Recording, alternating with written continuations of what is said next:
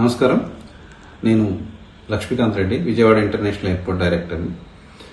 మనకందరికీ తెలిసినట్టుగానే ముంతా సైక్లోన్ రేపు నైట్ తీరాన్ని దాటే అవకాశం ఉంది. దానివల్ల వాతావరణం చాలా డిస్టర్బ్డ్గా ఉండబోయే అవకాశం ఉంది. సో ఈ వాతావరణ పరిస్థితులు అనుకూలించకపోవడం వల్ల రేపు విజయవాడ ఇంటర్నేషనల్ ఎయిర్పోర్ట్ నుంచి ఆపరేట్ అయ్యే ఎయిర్ ఇండియా ఎక్స్ప్రెస్ ఫ్లైట్స్ అన్నీ క్యాన్సిల్ చేయడం జరిగింది. అలాగే ఢిల్లీ, ముంబై నుండి వచ్చే ఎయిర్ ఇండియా ఫ్లైట్స్ను క్యాన్సిల్ చేయడం జరిగింది.